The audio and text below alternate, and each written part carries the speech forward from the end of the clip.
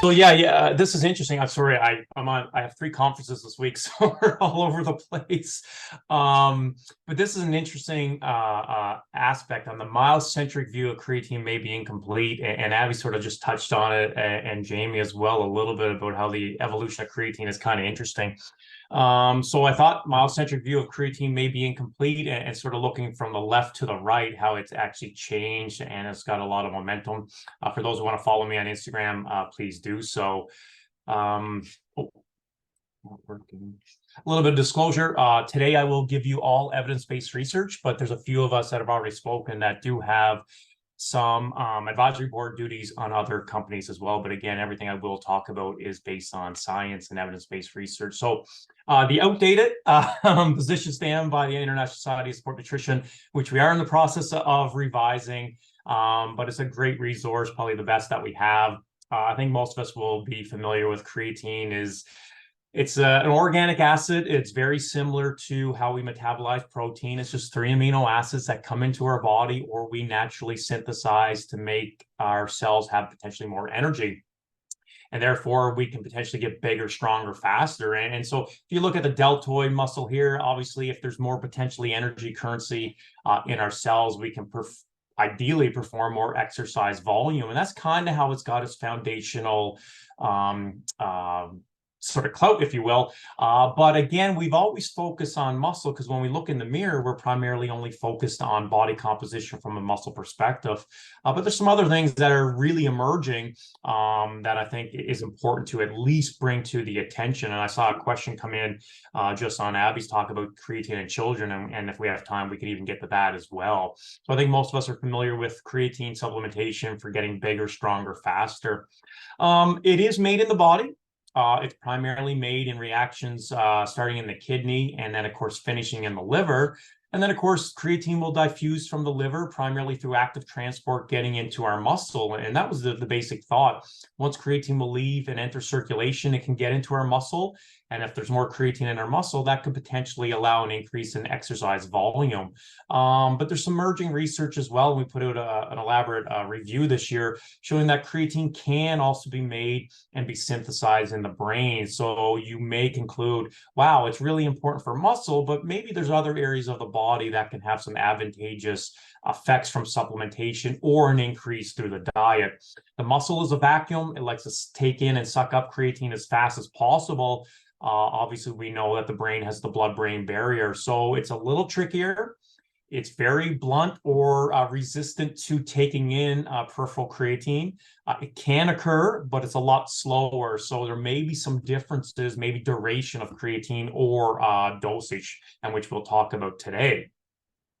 So the question is, do you need the supplement with creatine? Well, it's a non-essential nutrient because we can synthesize the amounts minimally to probably maintain health. So you think of vegans, vegetarians, or individuals on a plant-based diet. But overall, we synthesize, depending on your diet and age, about 1 to 3 grams of creatine a day and or through the liver and brain. But we also excrete creatine in the form of creatinine, also at about that same rate. So the question comes, well, if I'm synthesizing a small amount and excreting a small amount, very similar to nitrogen balance studies, maybe I don't need to supplement with creatine. But the pioneering research in the late 1990s clearly showed in 1992 and 96, Eric Holtman and Roger Harris, that a small additional amount, as little as 3 grams a day, can saturate the muscle, and this is very specific to muscle, in about 28 days. So you think, wow, how can I get this through the diet? Maybe I have a genetic ability to synthesize more, but 3 additional grams seem to saturate the muscle. And then could that lead to an improvement in muscle performance? And as it stands right now, most individuals would recommend as little as 3 to maybe even 5 grams a day taken in a safety factor. Could that be beneficial? And I see no reason to say that it's not. However, the emerging research, and it is small body of research, but it is accumulating, that the bone and the other area of the brain may need longer duration or higher dosages. So then you say, wait a minute, I want to take it for muscle. I also started to hear about the improvements for bone and maybe cognitive function. Is 3 to 5 grams going to do all of that, or maybe I might need a bit more? So your daily diet, unfortunately, for most individuals, primarily today emphasizing a plant-based diet, dietary creatine is going to be very difficult to get in. The highest concentrations come from red meat and seafood. And you would probably have to drink all the cow from, or all the milk from the Jersey cow to get even a significant amount. So unrealistic expectations. It can happen, but I'll show you this chart, which I love. So you can see here on the slide, if you want to get that 3 grams of creatine through cod, you would have to eat an entire kilogram, all the way down to salmon as you get 4.5 grams for a kilogram. So financially, the cost of food has gone very high. What if you're allergic to seafood? You don't eat red meat anymore. You're looking at the sustainability of food sources for the planet. So there's a lot of issues that come up where it may not be viable to get a dose that we think, even if you're looking at the minimal dose from food sources, but it can be done. But especially for vegans and vegetarians, it might not be. And David talked about the Impossible Burger, and you know, there's a lot of things going on in today's society. So looking at avenues to get that might be a little bit more difficult. So I think the more practical solution, we don't usually like to promote supplements if you can get it through food, but this is one that seems to be more viable through a supplementation form. For the existence of the rest of the presentation, I'll only talk about monohydrate because it's the most effective, safest, and tested. So our typical muscle dosing strategies, we're all familiar with the loading phase. It's the most rapid, viable, effective way to saturate the muscle very quickly. 20 grams a day for about 5 to 7 days. In reality, you only need to do that for 2 days, and then you start to get an excretion through the urine. And then the maintenance phase can be as little as 3 grams. You can go up to that 5 gram a day, and that's a very viable, effective dosing strategy. It's probably more common in athletes. I will preface, this is the area that can cause a little bit of net water retention or GI tract irritation, probably because you're taking in such a high amount. But for the most part, most people can tolerate this amount. We do a relative dosing method based on the principle that the larger you are, you're going to have more creatine transport kinetics activated. Kind of similar to GLUT4 transporters with carbohydrate. So the theory is the larger you are, you may have a greater storing capacity in the muscle. And we've shown 0.1 gram per kilogram. So if you're 70 kilograms, that's 7 grams a day. If you're alignment, 100 kilograms, that's 10 grams a day. We've also shown that to be extremely effective and safe as well. But for the average person, I think you can do 3 to 5 grams a day. It'll take a little bit longer to fully saturate your muscle. And you can take that pretty much till the day you die. And it's been shown to have no adverse effects over the long period of time. So I think this is very nice for the people, the athletes, the exercising individual. From a muscle perspective, you will benefit from all three. And again, the safety profile of creatine is exceptionally strong. And it just depends on the convenience, the viability. The timing of creatine is irrelevant. You can sort of take it at any times of the day. If you're taking 3 grams, that's probably a half a teaspoon in your yogurt, water. 20 grams is going to take you a little bit more strategy throughout the day, but it can be easily done. So I didn't want to focus a lot on muscle because I think most people viewing are well familiar, but it does increase whole body lean tissue mass. 50% of our lean tissue mass is actually dry muscle. So you would say, hey, 700 grams. I think as we get older, that could be highly beneficial. We've looked at it with PQCT. It increases muscle quality and also regional muscle size. I'd like to put a star by strength. I think that's the bigger area to focus on, especially as we get older. The creatine and resistance training will increase upper and lower body strength more than placebo. So from a myocentric perspective, I think we can expect benefits. They're not large. You have to do resistance training, but creatine may probably increase muscle mass by 1/3 more. So if you put on 3 kilograms of muscle with resistance training, the combination of creatine and resistance training will maybe give you 4 kilograms. So I think I'm going to buy that in today's society as we get a little bit more stringent on sarcopenia and diseases. But I'll focus first on a new emerging area that we kind of fell on by accident under the muscle. It's the area no one really considers, but Abby sort of alluded to the precious importance of bone, primarily for females. And there was a cell study, if you're interested, in 2005, where they sort of looked at osteoblast cells in the presence of creatine. And if you remember back to the original Nintendo when Super Mario would grab the mushroom and get energized, lo and behold, that's exactly what happened with these osteoblasts or bone-forming cells. They became more activated. And the theory is if this process could get faster, maybe these osteoblast cells would increase bone deposition, and that could actually have a bone-forming effect. So that was one avenue of thought. And then the other avenue was, what if creatine could decrease bone breakdown? We have the ability to measure a marker of collagen breakdown. Collagen is about 40% of your bone. So it's an indirect marker. What if we could decrease the amount of bone breakdown, accelerate bone formation? This could have huge applications for individuals predisposed to bone-related diseases, or increase in young females, get their bones bigger and stronger. Maybe that could offset diseases such as osteoporosis. So we were one of the first to sort of look at a marker that's very measured right now when anybody doing collagen supplementation. It's called NTL peptides. It's a surrogate of collagen breakdown. So the theory here is in combination with resistance training, could creatine decrease the rate of this marker of collagen? If it did, you would speculate it might have some bone preservating effects. So we did this in older males. They were healthy. But look at the dose, 0.1 gram per kilogram. On average, that was 8 grams a day, and they performed 10 weeks of supervised resistance training. And this was quite interesting to us. We did not measure DEXA in the study, but we looked at the rate of change. And sure enough, creatine reduced this rate of bone breakdown by 30% compared to a slight non-significant increase for placebo. So it was one of the first lines of research to suggest it may have some preservation effects.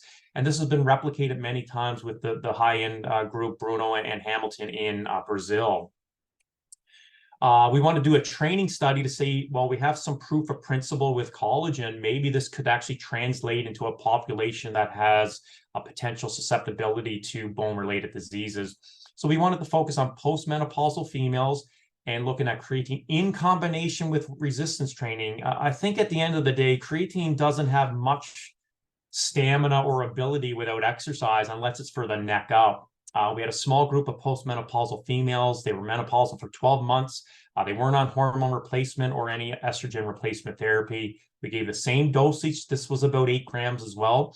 And this was kind of interesting. After an entire year, you'll see that the change in the femoral neck or the hip bone mineral density, unfortunately, both groups lost. So even an entire year of weight training wasn't good enough to overcome the age-related loss in bone mineral density of the hip. The hip is highly prevalent for hip fracture. But this is a little bit of good news if you can look at it. The individuals on placebo lost almost a clinically significant amount of bone mineral, about 4%. However, creatine attenuated the rate of loss. So therefore, creatine was having some preservation effect on bone mineral density in the hip compared to placebo. So we thought this was clinically significant because if you have a 5% decrease in bone mineral density, that could lead to hip fracture. But keep in mind the previous slide, we did measure DEXA. It just measures the areola or shell of the bone. We wanted to use a little bit more sophisticated technology. And we also wanted to include males as well. So we used PQCT, so a 3-dimensional area or scanning ability of the bone to look at trabecular and cortical bone to sort of see what's happening inside. Same design. And then again, sort of supporting the DEXA work. When we look at the distal tibial shaft, the area of the bone structure went up significantly with creatine compared to no change on placebo. So it was sort of saying it was reducing bone mineral loss, but also at the time below the knee. Remember, this is the area for falling on icy roads here in Canada. It could be activated, and if you fall, you may not break the bone as easily compared to those on placebo. And sure enough, we also saw similar results in the distal tibial shaft, preservation from creatine, but a decrease on placebo. So again, a small sample size, just showing that we did have a couple lines of proof of principle. And I think most people are probably well aware of this. I've been sort of promoting it because I had hair when I started, and now I don't after this long duration. Costs a lot of money to do, but the big knock against those previous studies is it was probably underpowered.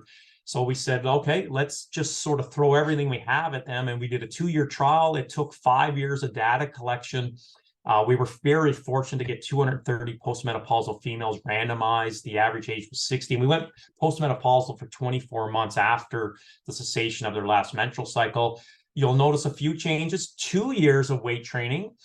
Bone turns over really slow, even in young individuals. We thought 2 years of exercise and the addition of 6 days of walking. And why did we do that? Well, here in Canada, I believe it's the same as in the US. We're trying to promote 150 minutes of aerobic exercise. So that was achieved. And we did a little bit more weight training than it's usually advised to try to give it a real life scenario. But please note the dose.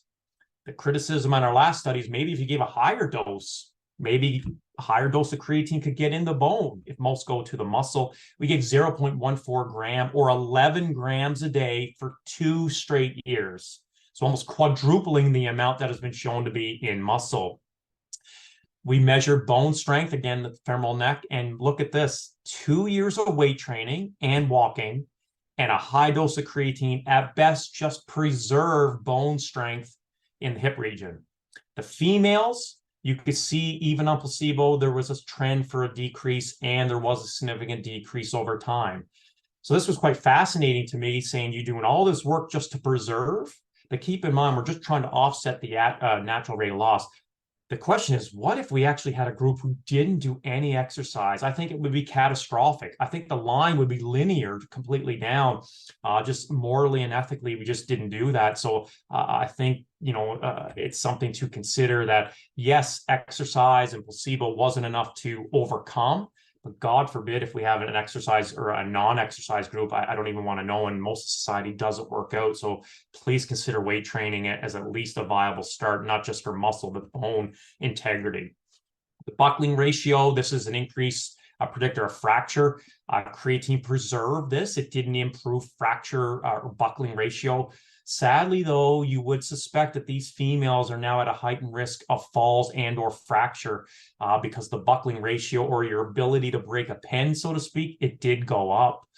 So again, just showing creatine had some favorable effects in a really clinical population. And this was one of the benefits of the study. It had 80% power. It was achieved. So the summary on bone, at a higher dose than muscle, it can have some favorable effects on bone geometry and geometric properties. It can reduce markers of bone resorption, but it does not increase bone mineral density. If it did, I basically would say I cured osteoporosis and I wouldn't have to work anymore. But we just don't think it's going to have any effect. We haven't looked at it in osteoporotic females or young females, which is the next line of thinking.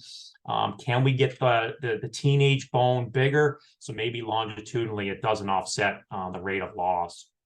The final area I'll look at is brain function.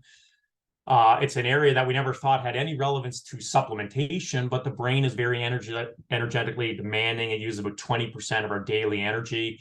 And creatine is highly involved in the brain. Just like muscle, it maintains ATP in the brain. I will highlight all the diseases I'll talk about, depression, anxiety, or conditions, and then you get into some neurological conditions or individuals with concussion.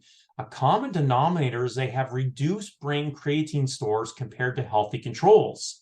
So if that's the case, what if we could get more creatine in the brain? Could that bring them back to baseline or maybe potentially enhance their performance? So a great review by Bruno, Eric Ross, and Amber Dolan a few years ago. There's been a few more studies that need to be added, but it hasn't really changed. Creatine can get into the brain. The variability is very high, and it only improves brain creatine content by about half as much as muscle. The brain has the blood-brain barrier. It doesn't like to allow peripheral creatine in. And it also makes its own creatine, saying, hey, I don't need supplementation, I'm okay. But if you have a condition, maybe that's one of the main reasons why we're starting to see some therapeutic benefits. I won't go into a lot of detail about the dosing. However, here's the existing studies, young, older adults on depressive medication and not. But when you look at the average dose, it's extremely high. And the most effective studies have used 20 grams a day. Now, limitation with brain creatine is we have not done a dosing study per se. I was fortunate to be collaborating with a study that came out earlier on 10 grams versus 20. There was no difference, but we did not measure brain creatine content. The vast majority of studies have looked at 20 grams a day or a lower dose for a longer period of time. And I think most people have probably heard about Serge Ostick's study, a paper this week. 4 grams a day for up to 6 months did increase brain creatine stores, but that was in a population where the brain was already in repair mode after COVID-19. TBI and concussion is a very popular area. A common denominator is decreased brain creatine content. And then the only study to look at this was in children, 0.4 gram per kilogram. So over the loading phase, they're a lot smaller in stature, but this was in a very unique population, medically supervised for 3 and 6 months after they suffered head trauma. And some of the side effects were none, which is great, but they did have improvements in self-care, behavior, communication, as well as self-esteem. So it did provide preliminary data that creatine may, at a high dose, have some beneficial effects on at least improving recovery from brain injury. Again, the lower dosages did not have that effect. Other areas of research now, my view has changed on this. We don't really see good data that it improves cognitive function unless you're stressed. If you're a young, healthy individual, adequate sleep, feel great, you're probably not going to notice any cognitive benefits. Older adults or sleep deprivation is where we see it. Sadly, we see no great benefits with ALS, Huntington's disease. There has been some improvements with Duchenne muscular dystrophy in males, and we don't see any great data in Parkinson's, MS, or other neurological diseases. I think the area at higher dose where you're going to start to see a lot of focus is depression and anxiety, and dietary creatine and higher dose in clinical depression seems to have some advantageous effects. Again, at the brain, it's either going to have to be long periods of time, way longer than muscle, or most people say they're willing to take a lot more. So I use this example from Emmer's review article. Once we have a lot of acute stressors, jet lag comes to mind. I was just at a conference, had a colleague come in from the UK, total fog and fatigue for 48 hours. Could creatine have helped get through the presentation, going to conferences, things like that, students watching, midterms and final exams? I think everybody metabolically stressed. I rarely find anybody who has enough sleep. Could creatine provide some of those effects? Maybe, but you may have to consider higher or longer dosages. I use our example, and I think Jose actually put this up before about reading the science with the safety and going back to all these questions. But I'll use our study as kind of some foundational research because it's the longest study ever to look at the highest dose of creatine ever in a population that is already predisposed to kidney and liver deterioration. So the ISSN myths and misconception paper, position stands, we've looked at everything. Resembles protein, the body recognizes it from the liver and brain. Why would you expect to have any adverse effects? And so even at a high dose every day, we found no differences in kidney and liver function on an annual basis, even GI tract or muscle cramping over 2 years in a population that I think would probably have adverse effects if there was any. So where we're at, if you're looking at skeletal muscle, 20 grams a day for 5 to 7 days is phenomenal. 3 grams a day is very viable and effective if you're going to just take it for the health benefits. As it stands right now, if you're looking at bone health, about 8 grams a day is the lowest for greater than 12 weeks. And then the brain, the majority says 20 grams a day for 5 days, and Serge's paper was 4 grams a day for greater than 4 weeks as well. So the question comes up, we can't spot reduce fat. How are we going to spot reduce muscle, bone, and brain? We don't know the optimal dose for the immune system or heart. So where are we at? I have done the math. On average, if you're looking at all these benefits, it's 10 grams a day. That's what I've been taking now for the last 2 years to try to hit all these areas. So I want to thank you for your time. I'm not sure if we have time for questions. More than happy to do that. If you want to email me, please go ahead and then follow me on social media. Yeah.